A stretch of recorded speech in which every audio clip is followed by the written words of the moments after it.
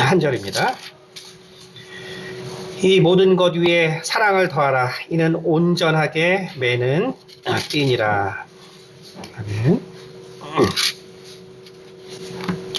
은혜가 많으신 아버지 감사합니다. 오늘 또 사랑에 관하여 우리가 말씀 나눌 때 또 주님께서 우리 가운데 또 깨달음을 주시고 또 우리 자신을 또 돌아볼 수 있는 시간이 될 수 있도록 이끌어 주시옵소서. 감사드리며 살아계신 우리 주 예수 그리스도를 받들어 기도드렸습니다. 아멘.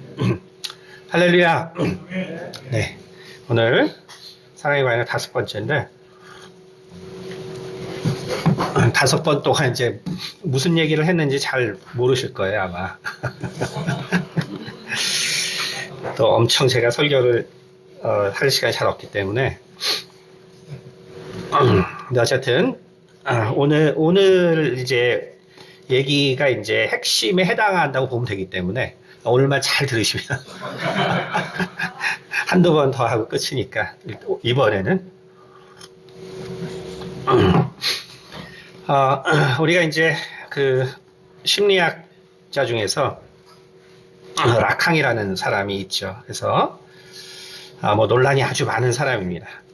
어쨌든 간에 이 라캉이라는 이 심리학자면서 철학을 하면서 또 그 위상수학, 당시에 이제 위상수학이 한참 발달하던 때였기 때문에 그러한 이제 위상수학적인 내용을 이런 심리학 분야에 연결시켜서 하다 보니까 아주 논란이 많은 어떤 그러한 사람인데, 어쨌든 많은 분야에 뭐 찬반에 많은 그러한 그 이슈를 익힌 사람입니다. 근데 이제 이 사람의 이 심리학적 관점을 보면은 근데 사실은 참 통찰력이 있는 부분이 있습니다. 그게 뭐냐면은 결국 인간이라는 것이 무엇이냐라는 문제죠. 그리고 인간에게 있어서 이 본질적인 이 불안, 그리고 본질적인 만족할 수 없는 이 인간의 내면에 우리가 뭐 봄이 되면은 기쁜 사람도 있지만 이상하게 봄이 되면은 또 쓸쓸한 사람도 있고, 그렇죠? 사람마다 뭐 다 다른데 그런 인간의 그 극복하지 못하는 그 마음이 도대체 어디서 나오는가? 이것을 나름 이제 설명을 하고 있는 분인데, 어쨌든 이 사람은 무엇을 이야기하고 있냐면은 인간의 인생이라는 것은 세 단계로 나눠진다라고 보고 있습니다. 첫 번째는 우리가 그 영어로는 이제 imaginary order라고 그러는데 이제 상상계. 두 번째는 우리가 한국말로는 이제 그 상징계인데 symbolic order. 이제 세 번째는 실제계, real order라고 하는데 이러한 세 단계를 결국 인간은 거치게 된다. 그래서 이제 이 어릴 때는 결국은 상상계라는 것은 이제 imaginary order인데 그것은 결국 언어가 있기 전이기 때문에, 언어를 알기 전이기 때문에, 그렇기 때문에 프로이드의 심리학으로는 이제 무의식에 해당하겠죠. 그러한 아이가 세상을 바라볼 수 있는 건 뭐냐면은 상이죠. 상. 그야말로 특한 형태인데 그 형태는 사실은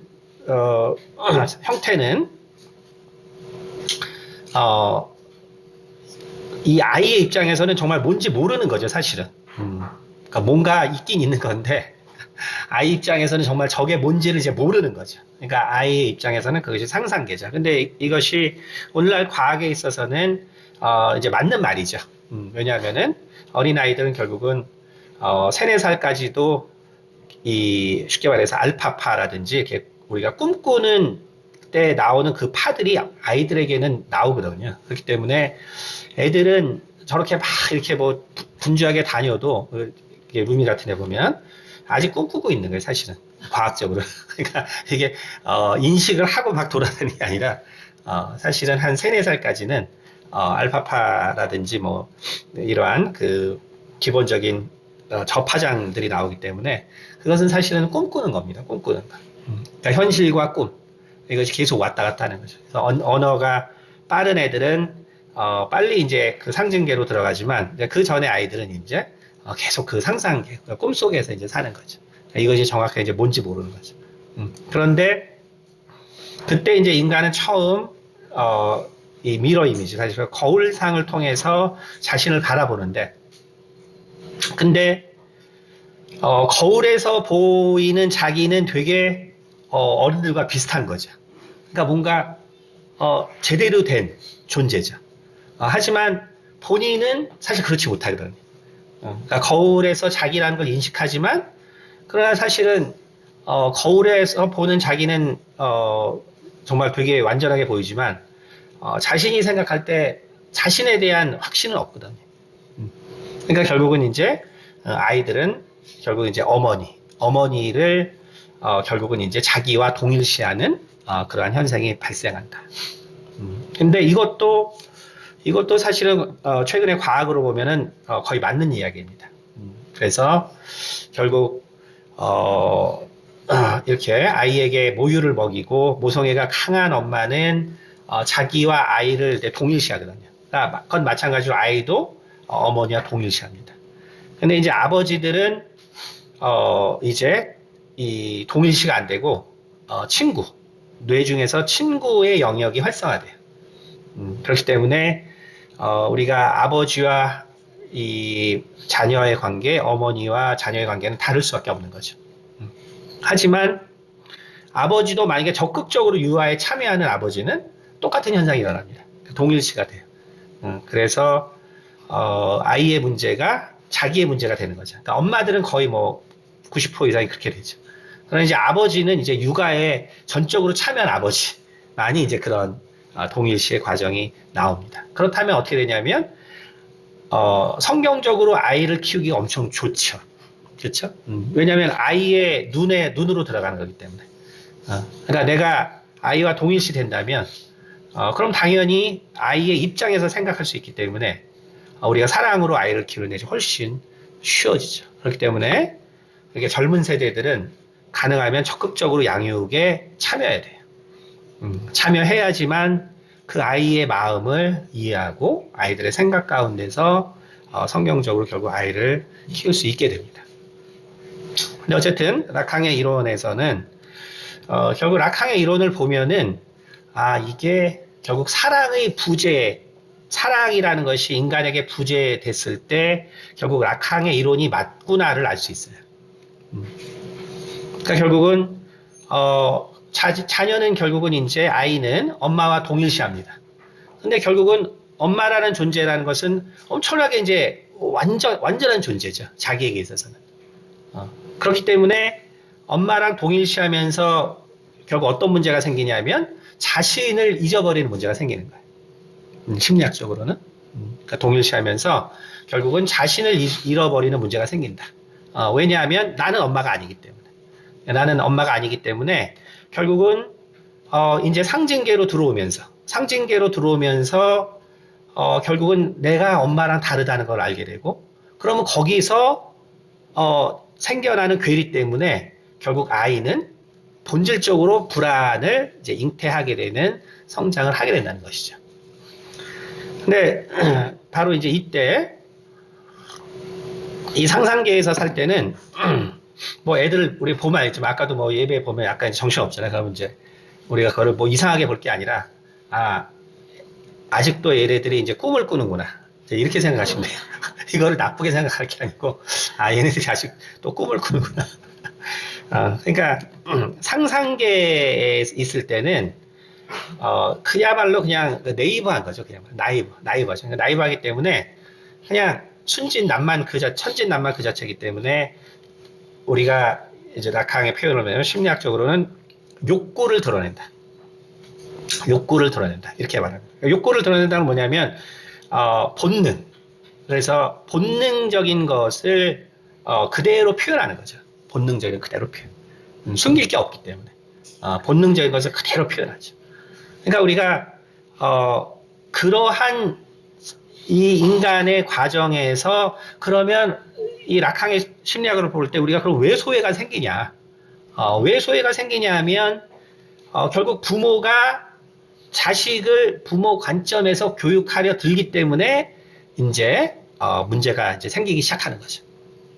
그러니까 이럴 때 우리가 아이의 눈에서 아이가 결국 하나님이 사랑으로 만든 존재이기 때문에 우리가 사랑으로 대하고 우리가 모범을 보여주면 아이는 자연적으로 하나님이 원하는 어떤 그 성품과 삶이 나타난다는 그런 성경적 믿음이 우리가 있으면 우리가 그걸 인내해 줄 수 있는 거죠. 자연적으로 내가 그걸 보여주고 그걸 이해해주고 그러면 사랑으로 하나님이 키웠기 때문에 당연히 소외라는 게 있을 수 없는 거예요. 하지만 이제 왜 락항의 심리학이나 일반 심리학이 그렇게 돼버리냐면 거기서 인간의 이제 교육이 등장하기 때문에 그래요. 교육은 뭐냐면 얘네들은 동물이야. 동물이기 때문에 지금 이거를 잡아주지 않으면 애들은 영원히 인간이 될 수 없어. 이제 이런 생각이죠. 진화론적 사고. 그러니까 거기서 이제 소외가 발생하는 거예요. 그러니까 원래 그냥 놔두면 과학적으로도 엄마와 아이는 정말 하나가 돼서 서로 계속 이해할 수 있는 관계가 되는데 거기서 이제 교육이 들어감으로써 엄마와 나는 다르구나. 나는 엄마인 줄 알았는데 다르구나. 거기서 이제 불안이 싹트기 시작하는 거죠. 이제 그리고 나서 이제 본격적으로 언어를 배우면서 이제 상징계로 들어갑니다. 그러니까 심볼릭 월드죠. 언어라는 것은 어떻습니까? 언어는 항상 부족해요. 항상 부족. 그러니까 그래서 아이들이 여전히 엄마를 원합니다. 근데 아이들이 엄마를 원한다는 건 뭐냐면 정말 엄마의 전체를 원하는 거죠, 사실은. 엄마의 전체를 원한다는 건 뭐냐면 내가 엄마의 젖을 먹을 때처럼 엄마가 항상 나를 감싸 안아주는 것처럼 사실 그 전체를 원하는 거예요. 그러나 이제 언어를 배우기 시작하면서 무슨 문제가 생기냐면 내가 원하는 걸 다 표현할 수 없는 거지. 그냥 밥 주세요. 근데 실은 밥을 원하는 게 아니라 엄마를 원하는 건데 밥 주세요. 그 다음에 내가 잘 때 옆에 있어 주세요. 근데 옆에 있어 주는 게 원하는 게 아니라 이제 엄마를 원하는 건데 이제 언어를 쓰다 보니까 결국 상징계라는 것은 그렇기 때문에 본질적으로 어떤 문제를 발생시키냐면 결국 극복할 수 없는 결국 그 인간의 불안을 결국은 증폭시키는 역할을 하게 될 수밖에 없다는 거예요. 그러니까 결국은 내가 원하는 것들이 있는데 이제는 언어로 표현해야 되기 때문에 결국은 언어로 표현하지 못하는 애들은 더 이 세상이 살기가 이제 어려워지는 거죠. 어려워지는 거죠. 그래서 이제 어린이집도 가보면은 이렇게 말을 못하는 애들은 구석에서 그냥 흐느끼며 울고 있어요. 그러니까 자기 말을 못하니까. 그러니까 근데 막 엄마 아빠 막 부르고 막 떼쓰는 애들은 막 정 안 되면 부모한테 전화를 해서라도 이렇게 데려가는데 이제 말을 못하는 애는 표현을 이제 못하니까 더 이제 어려움을 겪죠. 그러니까 그런 것들이 이제 결국은 결국 정말 돌이킬 수 없는 어떤 불안들을 그 안에 이제 더 크게 쌓게 되는 문제가 생기는 거죠. 그래서 이 상상계에서는 욕구가 되는데, 근데 상징계로 들어가면서 우리는 욕구가 아니라 이제 요구를 하게 되는 거죠. 요구하는 것. 그러니까 욕구라는 거는 내가 정말 본질적으로 진짜 필요한 그 다인데 결국 우리가 언어를 쓰기 시작하면서 우리는 요구를 할 수밖에 없는 거죠. 내 욕구를 다 표현할 방법이 없어요. 그러니까 항상 결국은 아이들은 이제 부족한 가운데서 성장하게 되고 그럼으로써 결국 인간의 본질적인 그러한 이제 불안이 이제 그 안에서 자라날 수밖에 없게 되는 거죠. 여기서 이제 중요한 것은 뭐냐면은 이제 락항의 말에 이제 중요한 그 말이 이제 하나가 뭐냐면 결국 이 욕망을 욕망한다 이런 말이 있거든요. 욕망을 욕망한다. 이게 무슨 말이냐면 결국 아이들이 이 과정을 잘 극복해서 그래서 이제 내가 원하는 것을 찾아야 되죠. 내가 원하는 것. 근데 욕망을 욕망한다는 건 뭐냐면, 그런데 부모들은 어떻게 생각하냐면, 이 아이는 이렇게 이걸 해야 돼. 왜? 세상이 이거를 요구하니까. 그러니까 결국은 부모의 욕망. 그거를 이제 아이에게 주입합니다. 그러니까 아이들이 원하는 건 뭐가 되냐면 부모의 욕망을 욕망하게 되는 거예요. 그러니까 자기는 그걸 사실 전혀 원하지 않아요. 근데 부모가 그걸 계속적으로 원하기 때문에 부모의 욕망을 결국 자신도 욕망하게 돼요. 근데 그게 결국 자기가 원했던 게 아니기 때문에 인생 이게 지나가다 보면 너무나 공허한 인생이 돼버리는 거죠. 그렇죠? 그러니까 결국 우리가 그렇기 때문에 아이를 키울 때 정말 중요한 것은 아이를 우리가 정말 그 성경적 관점에서 키운다. 성경적 관점에서 키운다는 건 뭐냐면 바로 아이를 하나님이 만들었고 우리에게 주셨다는 믿음이에요.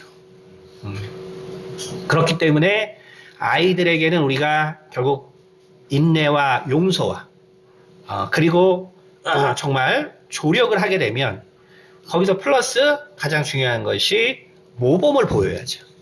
그러니까 우리의 삶의 모범을 보여야죠. 아이들은 그것을 다 압니다.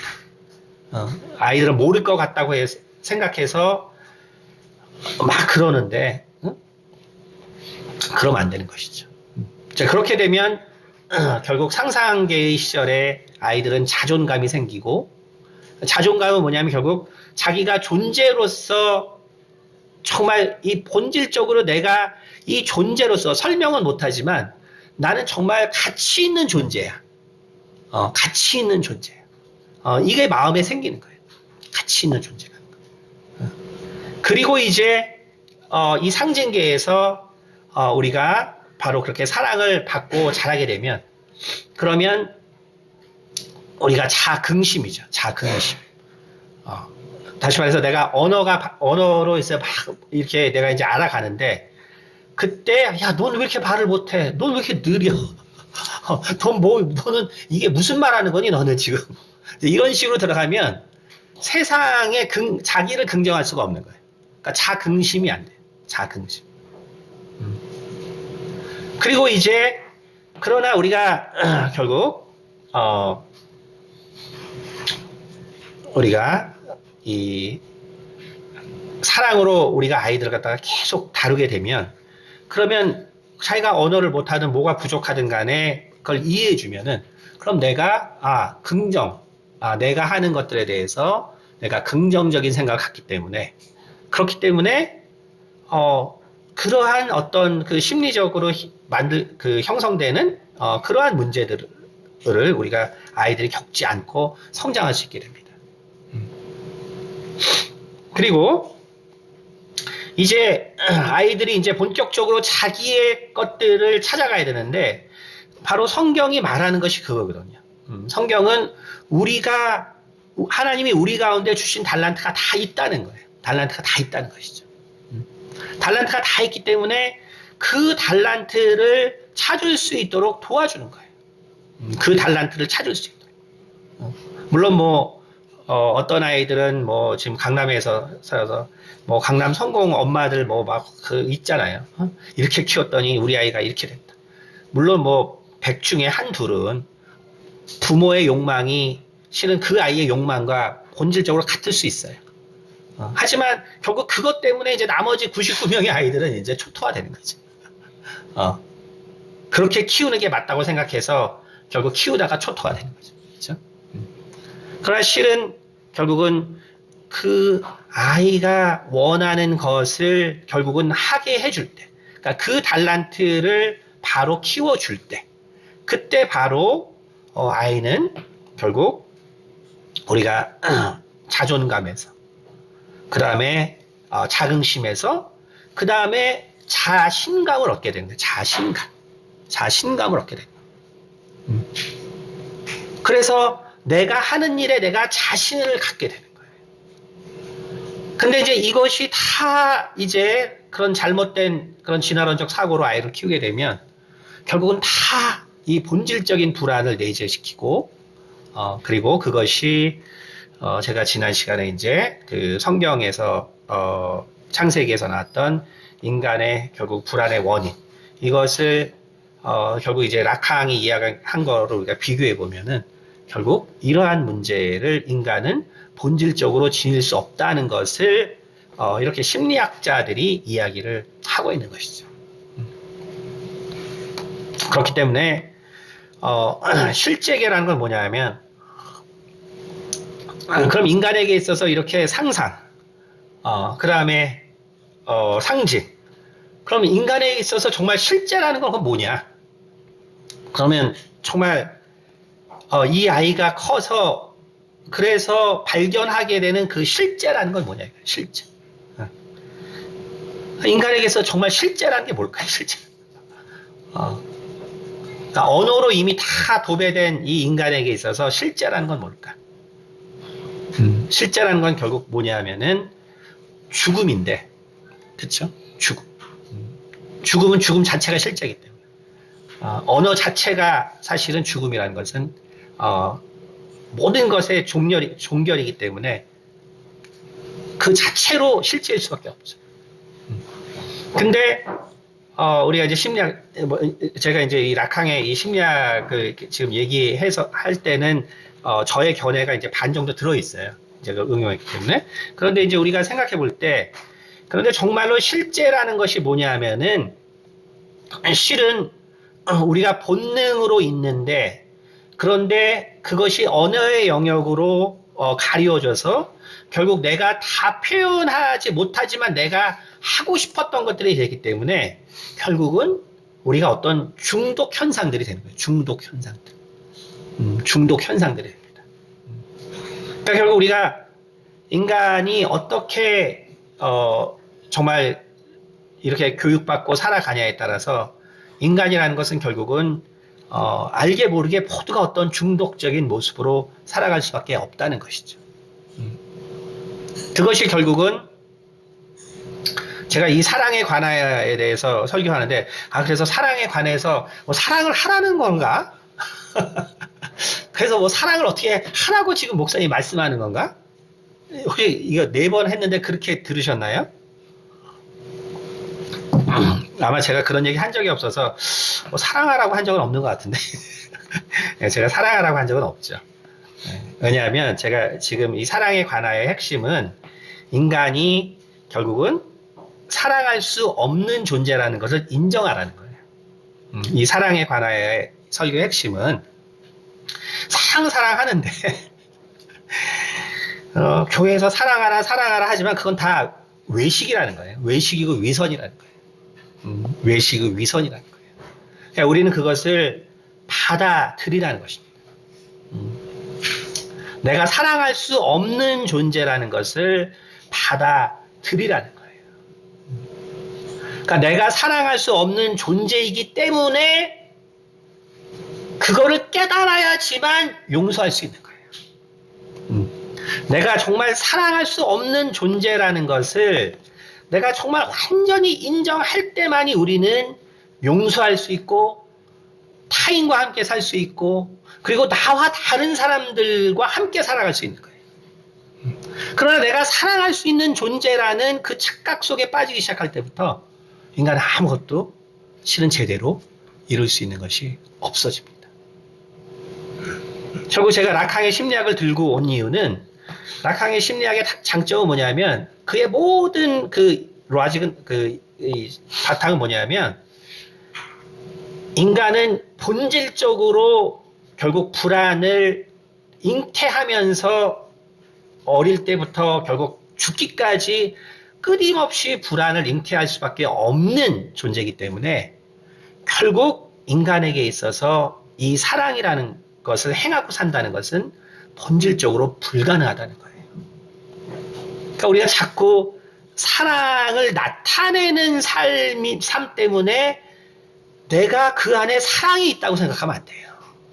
그러니까 스스로도 속이는 거예요. 그러니까 내가 무슨 사랑을 지금 베풀고 있기 때문에 내 안에 사랑이 있다고 생각하는 것 자체가 스스로 속이는 거예요. 그걸 잘 아셔야 돼요. 그걸 잘 아셔야 합니다.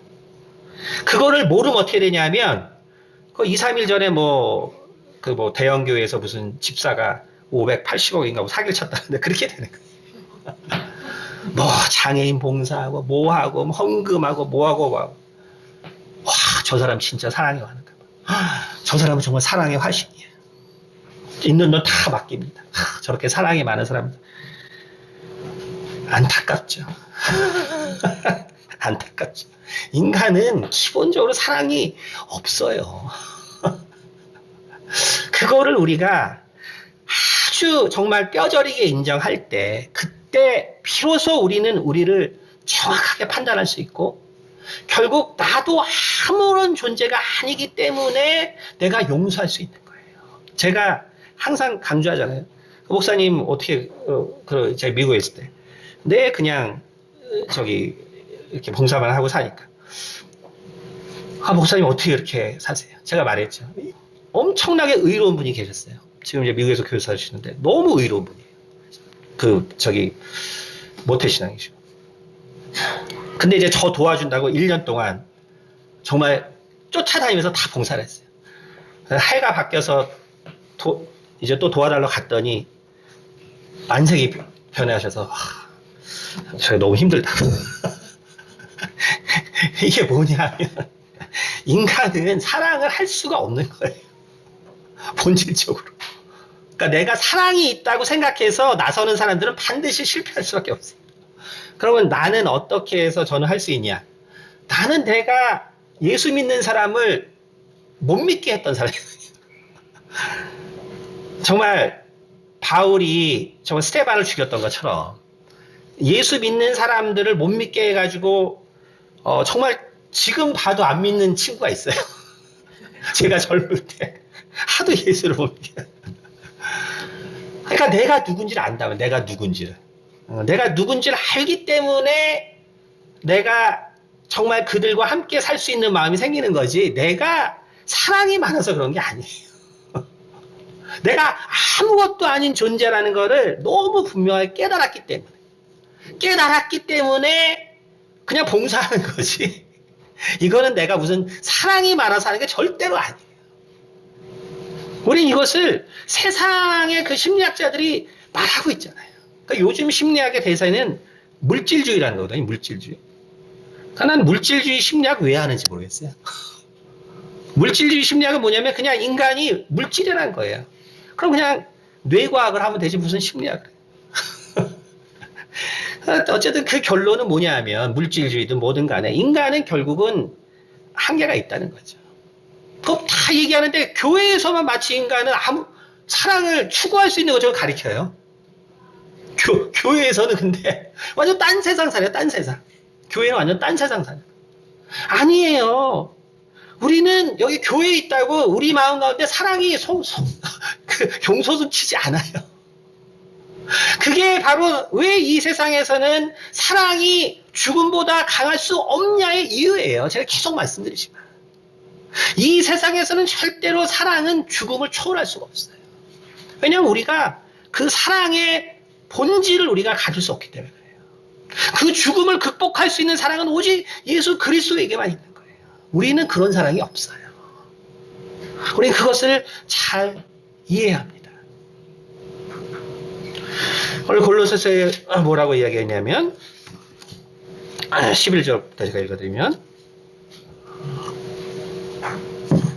그러므로 너희는 하나님이 택하사 거룩하고 사랑받는 자처럼 긍휼과 자비와 겸손과 온유와 오래 참음을 옷 입고, 그쵸? 누가 누구에게 불만이 있거든 서로 용납하여 피차 용서하되 주께서 너희를 용서하신 것 같이 너희도 그리하고 이 모든 것 위에 사랑을 더하라. 이는 온전히 매는 띠니라. 이걸 막 목사님들이 가르친단 말이에요. 제가 말했지만 그게 위선이에요. 그게 위선이에요. 그렇지만 제가 말한 것처럼 교회에서는 그게 별 문제가 안 된다 그랬죠. 왜냐하면 아무도 심각하게 안 듣거든. 그래 나보고 신앙생활 잘하라는 건가 보다. 위선이 통해요. 교회는 다행히. 위선이 통하는데, 근데 이게 진짜라고 생각하고 가르치는 사람들이 있어요. 이게 진짜라고 생각하고 가르치는 사람. 그래서 교회에 상처받는 사람이 나오는 거예요. 이게 진짜라고 알고 정말 열렬히 가리키기 때문에 교회에서 상처받는 사람이 나오는 거예요. 그냥 나도 못하니까 그냥 말만 하세요. 그냥 말만. 그냥 말만. 그걸 너무 그걸 가지고 그 사람을 고치려고 그러지 마세요. 나도 못하면서 뭘 자꾸 고쳐. 그건 위선이죠. 그게 성경이 뭐라 하냐면 결국은 정말 이 믿음이 연약한 자를 이 멸망의 길로 빠뜨리는 행위란 말이에요. 우리가 그래서 이 구절을 잘 이해하셔야 됩니다. 그러므로 너희는 하나님이 택하사 거룩하고 사랑받는 자처럼 긍휼과 자비와 겸손과 온유와 오래 참음을 옷 입고, 오늘 황주호 집사님께서 대표 기도해 주셨지만 이것이 바로 사실 사랑이거든요. 이게 왜냐하면 갈라디아서 5장 22절에 결국은 우리가 성령의 열매가 나오죠. 그렇죠? 그래서 성령의 열매는 사랑과 희락과 화평과 오래 참음과 자비와 양선과 충성과 온유와 절제다. 근데 여기 긍휼과 겸손이 빠졌는데 뭐지? 그냥 그게 사랑이에요. 그게 빠졌다고. 빠졌다고 이거는 성령의 열매가 아닌 게 아니에요. 그냥 이것이 사랑이고 이것이 성령의 열매예요. 여러분 무슨 말이냐면 이거는 내가 할 수 있는 게 아니란 소리예요. 내가 할 수 있는 게 아니란 소리예요. 성령께서 내게 주실 때 잠깐 나타나는 거예요. 내가 성령 충만할 때 잠깐 나타나는 거예요. 무슨 말인지 알겠어요? 여러분 어느 때 갑자기 불쌍한 사람 돕고 싶잖아요. 그 성령 충만해서 잠깐 성령의 역사가 나타나는 거예요. 여러분이 그런 게 아니에요. 그걸 좀 잘 이해하세요. 응? 우리는 항상 성령 충만할 수 없어요. 왜? 육체가 있기 때문에. 그러니까 그걸 자꾸 부인하지 마세요. 부인하지 마세요. 그렇기 때문에 너 이 하나님 말씀 봐봐. 하나님이 택했으니까 정말 너 긍휼하고 자비와 겸손 온유 오래 참음과 이것을 옷 입어.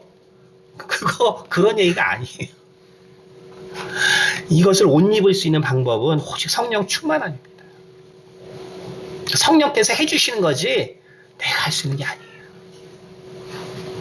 13절에 뭐냐면 누가 누구에게 불만이 있거든 서로 용납하여 피차 용서하되 주께서 너희를 용서하신 것 같이 너희도 그리하고. 그렇죠? 자, 야, 너 이렇게 용서하라 그랬잖아. 좀 용서해. 또 용납해. 근데 꼭 이거 누가 이렇게 얘기해요? 믿음 좀 있다는 사람들이. 믿음 좀 있다는 사람들이 좀 교회에서 좀 이상한 사람들을 보면 야, 너 왜 이렇게 말이 그래? 야, 너 좀 바뀌어봐. 하나님이 이렇게 하라고 하잖아. 너 그게 뭐야? 그런 말이 아닌 거죠. 그런 말이 아니에요. 그런 말이 아니고 이거를 마치 자기가 그렇게 할 줄 하는 것처럼 얘기를 해요. 되게 웃기죠. 그 사람이 만약에 정말 교회에서뿐만이 아니라 직장에서뿐만이 아니라 가정에서뿐만이 아니라 모두에게 그런 사람이 있으면 이 말이 맞아요. 근데 이런 사람 없어요. 근데 누구를 자꾸 가리키려고 그래요? 응? 그러니까 누굴 자꾸 변하라 그러고. 응? 자, 우리가 로마서 5장 8절 봅시다. 로마서 5장 8절. 로마서 5장 8절에 뭐라고 했냐면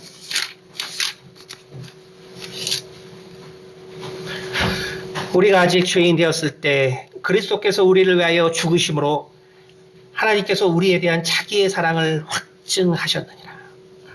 우리가 아직 죄인 되었을 때 그리스도께서 우리를 위하여 죽으심으로 하나님께서 우리에 대한 자기의 사랑을 확증하셨느니라. 우리 용서했다는 것이죠. 그렇죠? 우리 용서했다는 거예요. 여러분 이 골로새서 13장 이 4장 13절에 3장 13절의 이 말씀은 용서하라는 거거든, 용서하라는 거. 용서하라는 거. 근데 여러분, 절대로 우리가 용서하려고 되는 게 아니에요. 이 세상 누구도요, 절대로 누군가를 그냥 용서할 수 없어요. 용서할 수 없어요. 그 인간이에요, 그게. 근데 우리가 이 로마서 5장 8절에 우리가 아직 죄인 되었을 때 그리스도께서 우리를 위하여 죽으심으로 하나님께서 우리에 대한 자기의 사랑을 확증했다 그러는데, 여러분, 그 확증이라는 이 단어의 의미가 뭐냐면은 헬라어로 약간 제가 설명할 때 시니스테신이라는 헬라어를 썼는데, 이거는 뭐의 합성이냐면, 신이라는 거는 뭐 과학자들은 많이 아는 말이죠. 하나로 된다는 거죠. 그렇죠? 하나로. 근데 이 이스테틴이라는 거는 히스테틴이라는 말에서 나오는데, 이게 뭐냐면은 함께 서 있는 거를 말하는 거예요. 함께 서 있는 거. 여러분, 우리는 언제 용서할 수 있냐면, 그리고 주님께서 십자가에서 우리를 위해서 정말 그 피를 흘려주신 그 은혜라는 것은 어떻게 나타나야 우리가 그 주님의 모습을 본받을 수 있냐면, 주님께서 내 손을 붙잡고 계시다는 것을 알 때예요. 여러분, 내가 누구를 용서할 수 있는 거는 정말 내가 할 수 있는 게 아니라 주님이 내 손을 붙잡고 있어 줘야 하는 거예요. 내가 절대로 혼자서 할 수 없는 거예요. 내가 절대로 할 수 없는 건데 자꾸 용서하래. 너 왜 용서 못해? 자꾸 용서해. 주님께서 너를 위해서 죽었는데 너 왜 용서 못해?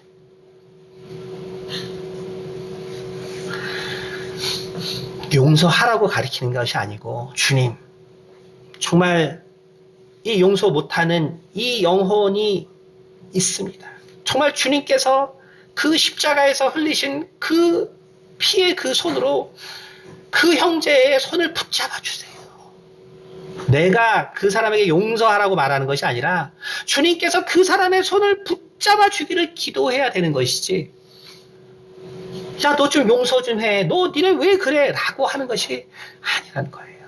우리는 절대로 용서할 수 없어요. 오직 주께서 피 묻은 손으로 내 손을 잡고 계시다는 것을 내가 알 때만이 내가 용서할 수 있는 거예요. 내가 그거를 모르는데 무슨 수로 우리 인간이 용서하겠어요? 용서할 수 없어요. 오직 주님께서 정말 내 손을 붙드시고 그 피 묻은 손으로 나의 손을 잡으시고 네 마음에 정말 용서가 있기를 원한다는 그 음성을 들을 때만이 우리가 누구를 용서할 수 있는 거예요. 용서하라고 그 내가 가르친다고 되는 게 아니에요. 될 수 있는 것이 아닙니다. 우리는 그것을 알아야 돼요. 바울은 마지막으로 말합니다. 이 모든 것 위에 사랑을 더하라. 이는 온전하게 매는 띠니라. 자, 앞에 게 사실은 다 사랑이에요. 첫 번째는 성령께서 우리 가운데 성령의 열매로 주시는 사랑이고, 용서는 정말 주님께서 십자가에서 보여주신 정말 나를 용서하신 그 사랑이고, 근데 바울은 마지막에 이제 보니까 이 12, 13절이 이제 보니까 내가 하는 게 아니에요. 내가 할 수도 없고. 근데 나에게 바울이 당부한 게 있죠. 그게 뭐냐면 이 모든 것 위에 사랑을 더하라. 이는 온전하게 매는 띠니라. 여러분, 우리가 하나님의 일을 하죠. 근데 하나님의 일은 영원한 것입니다. 하나님의 일은 영원하기 때문에 반드시 사랑이 있어야 돼요. 그게 제 앞에 설교에서 쭉 했지만 사랑이라는 것 자체가 있어야지만 영원히 갈 수 있어요. 그러니까 사랑이 없는 것은 결코 영원히 갈 수 없습니다. 그렇기 때문에 이 세상의 모든 일의 마지막도 바울은 뭐라 그러냐면 사랑이 있어야 되는데 바울이 요 14절에만 우리에게 말하고 있는 거예요. 실은 12절 13절도 우리에게 말하고 있다고 생각하지 마세요. 그러면 시험 드는 거예요. 그러면 여러분들이 위선자가 되는 거예요. 그러면 여러분들이 정말 반드시 정말 교만해지고 망할 때가 있어요. 12절 13절은 다 하나님께서 해주시는 것입니다. 근데 오직 우리가 해야 될 게 있는데 바로 그것이 14절이에요. 14절이 뭐냐면 바로 온전하게 매는 띠니라. 저희가 이제 그 뭐 상을 바꾸느라고 이제 이 트럭을 가져오셨는데 이제 짐 내리고 하니까 참 하여간 이 힘쓰시는 분들 참 존경스러워요. 그냥 그걸 들고 막 정말 그걸 하는데 그래서 제가 이제 너무 미안해가지고 이제 그 여기 약간 이제 저기 그 계단도 있고 해가지고 그래서 이제 그 짐을 이제 싸려고 이제 이분도 이제 내려놨으니까 다 올려놓고 하는데 정말 그 비도 오는데 정말 그 혼자 땀을 뻘뻘 흘려가면서 다 그래도 손님 고객님 하지 마시라고 굳이 또 자기가 다 그걸 하더라. 근데 결국 마지막에는 이 고무줄로 이걸 이제 안 떨어지게 묶어야 되잖아요. 그러니까 제가 그때 마지막에 한번 도와줬습니다. 여러분 근데 하나님이 원하시는 게 딱 그거예요. 딱 그거. 그거를 아시면 돼요. 우리가 하나님께 하는 것은 딱 그거예요. 그거 하나입니다. 하나님이 원하시는 것은. 여러분 오해하지 마세요. 하나님이 우리에게 정말 뭐 대단한 것을 원하지 않으세요. 왜? 이미 창세기 8장에 사람은 나면서부터 악하다. 여러분 이게 하나님의 결론이에요. 하나님 상처 안 받아요. 우리가 뭐 사랑 못한다고. 하나님 절대로 상처 안 받아요. 왜? 우리를 아시거든요. 그래서 하나님이 그 아들을 우리를 위해서 주신 거예요. 그 아들을 그래서 우리에게 주신 거예요. 그러니까 여러분 뭐 좀 못한다고 교회에 안 나올 생각 하지 마세요. 원래 다 그런 사람들이 나오는 거예요. 다 못난 사람들이 나오는 거예요. 그러니까 교회 안 나온다는 소리 좀 하지 마세요. 원래 우리 다 그냥 못난 사람들이에요. 우리는 그냥 누구나 다 하나님이 주신 재능으로 마지막 그 줄에 정말 마지막만 내가 조금 도와주는 거예요. 이건 하나님이 다 하시는 거예요.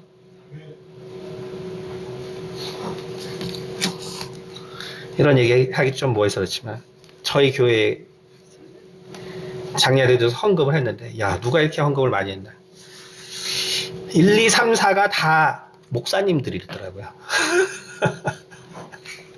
뭐 근데 항상 그래요. 근데 교회라는 근데 그게 이상한 게 아니에요. 그게 정말 그게 대단한 게 아니라 그 마지막에 내가 한 번 묶었냐 두 번 묶었냐 차이인 것 뿐이에요. 아무것도 아닙니다. 아무것도 아니에요. 여러분 정말 목사들이 뭐하고 뭐 전도사들이 뭐하고 여러분 우리가 알아야 될 것은 뭐냐면 목사가 그렇게 하기 때문에 한계가 있는 게 인간이라는 걸 알아야 돼요. 전도사가 저렇게 하나님을 위해서 일하기 때문에 결국 문제가 생긴다는 것을 알아야 돼요. 그걸 알아야 합니다. 다윗이 엄청나게 정말 하나님을 위해서 했었죠. 그렇죠? 그리고 깨달았어요. 정말 이 백향목의 궁전에 내가 있다 보니까 정말 하나님의 정말 이 장막이 얼마나 정말 누추한지. 근데 여러분 바로 다윗은 그것 때문에 성전을 못 짓는 거예요. 그것 때문에. 다윗의 그 열심 때문에 하나님께 정말 실은 찍히는 거예요. 그것이 인간이에요. 그것이 인간이에요. 엘리야가 정말 죽도록 충성하고 하나님 정말 내가 이렇게 이 지경에 됐습니다. 그러나 하나님은 뭐 눈 깜짝하지 않죠. 왜 그럴까요? 우리 이응주 목사님, 그 정말 천재 같으신 분을 정말 그 너무나 험하게 데려가셨을 때 우리는 어때요? 너무나 진짜 충격적이잖아요. 세상에 어디 이런 목사님이 있다고 또 그런 의료사고로. 하나님 눈 깜짝도 안 하죠. 왜? 하나님의 종이 할 수 있는 것도 마지막에 줄 하나 묶는 거예요. 아무나 데려와서 다 시킬 수 있는 겁니다. 그걸 아셔야 돼요. 그걸 아셔야 돼요. 정말 이 왕궁의 결혼식이 있는데 아무도 안 와요. 그냥 거지나 길거리의 사람 다 그냥 데려오면 되는 거예요. 우리 인간의 눈에나 대단하죠. 정말 저런 훌륭하신 분. 여러분, 그건 착각이에요. 이응주 목사님이 그런 충만함을 가졌던 것도 그냥 다 하나님이 주신 성령의 역사, 그리고 예수 그리스도의 은혜. 나머지 오이 무침하실 때 소금에 안 절이고 계신가요? 그렇게 하지 마세요. 그러면 우리 한강이 정말 맛있죠. 이게 설교가 너무 심각해요.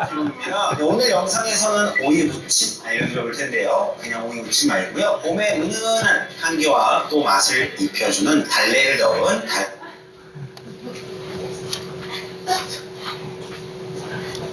설교가 너무 심각해져가지고 여러분 또 스트레스 받지 말라는 설교인데 오히려 또 스트레스 받을까.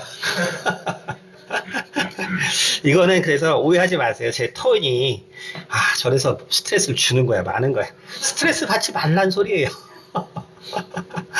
여러분들 억압하는 설교가 아니에요. 정말 하나님이 주시는 자유를 누리라는 거예요. 하나님이 주신 자유. 내가 나의 연약함을 그대로 인정하고, 우리 눈에 보이기에는 너무나 귀하신 분들이지만, 여러분, 하나님은 이 돌들로도 아브라함의 자손을 만드신 분이에요. 그분이 뭐가 아깝겠어요? 그분에게 있어서 뭐가 안타깝겠어요? 우리가 뭘 한들 그게 뭐 그렇게 대단하겠어요? 아무것도 아니에요. 그냥 목사님들 또 뭐 이런 분들이 열심히 하는 거는 그냥 하나님이 성령 충만함을 더 줬기 때문이에요. 그것뿐입니다. 똑같아요. 죄 짓고 똑같이 딴 생각하고 틈만 나면은 정말 이 세상에 정말 빠질 수밖에 없어요. 오늘 김세광 우리 저기 성도님 오셨는데 그렇게 말씀하시더라고요. 정말 탈북하셔서 사역하시는 많은 분들이, 모르겠어요. 저는 이제 경험이 없으니까. 그러나 어쨌든 우리 김세광 우리 성도님이 그 정도까지는 모르겠지만 하여간 거의 100%가 100%는 단데 거의 100%가 북한 사역을 위해서 정말 꿈꾸고 하다가 결국은 다 돈만 바라는 상태가 된다고 하시더라고요. 물질물명예가 어떤 거예요. 그러나 그분들이, 저희도 알잖아요. 그분들이 정말 이 탈북했을 때 얼마나 많은 역경을 겪었어요. 그렇죠? 우리도 저희도 북한 성교 많이 했기 때문에 얼마나 많은 분들이 간증을 했어요. 정말 초월적인 이적, 또 그 헌신. 어쨌든 전 모르겠지만 우리 성도님의 말씀에 의하면 결국 이 물질 때문에 이것이 결국은 그들의 경험과 그것을 돈을 버는데 사용하게 하는 그 안타까움. 아까 상담할 때 그 말씀을 나누는데, 근데 그걸 너무 나쁘게 보지 마세요. 제가 그래서 그랬어요. 그걸 너무 나쁘게 보지 마세요. 하나님이 아합도 써요. 쓸 사람이 없는데 어떻게 써? 어떻게 해? 지금 아합이 지금 안 그러면 지금 7,000명이든 뭐든 간에 어쨌든 그거는 하나님이 그 예비했지만 그 사람들은 인간 아닌가요? 그 사람들은 안 먹고 살아요? 그러니까 하나님도 할 수 없으니까 아합을 쓴단 말이에요. 아합을.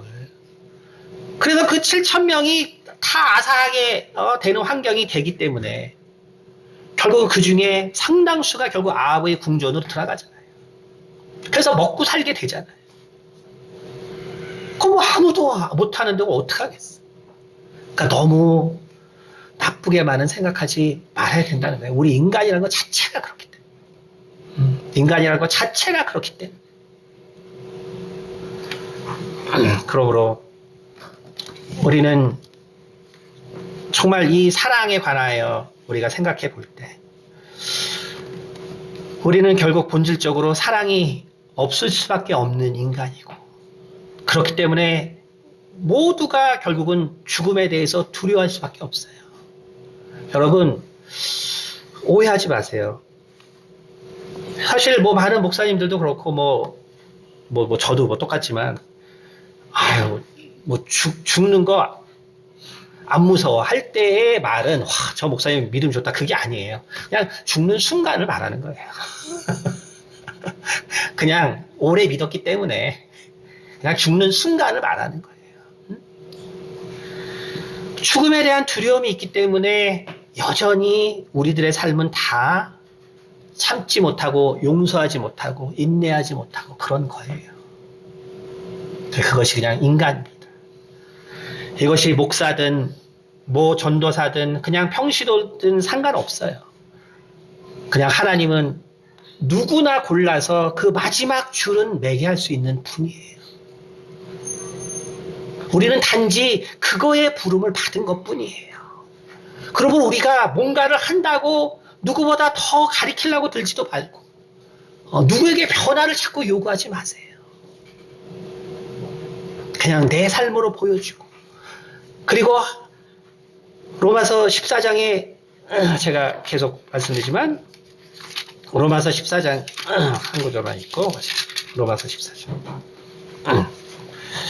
믿음이 연약한 자를 너희가 받되 그의 의견을 비판하지 말라. 어떤 사람은 모든 것을 먹을 만한 믿음이 있고 믿음이 연약한 자는 채소만 먹느니라. 먹는 자는 먹지 않는 자를 없이 여기지 말고 먹지 않는 자는 먹는 자를 비판하지 말라. 이는 하나님이 그를 받으셨습니다. 남의 하인을 비판하는 너는 누구냐? 남의 하인을 비판하는 너는 누구냐? 꼭 뭘 비판을 해요? 여러분 제자 삼는다는 게 뭐예요? 이게 제자 삼는다고 하니까 또 야 제자 삼으라고 했으니까 모든 걸 가리켜서 지키기를 하라고 했잖아. 아니 네가 그러면 네가 그렇게 모든 것을 하면 똑같이 그렇게 보여줘. 여러분 제자라는 거는 모든 걸 다 보여주고 다 같이 할 때 진정한 제자가 되는 거예요. 뭐 성경 좀 가르쳐주고 뭐 한다고 제자 삼는 게 아니에요.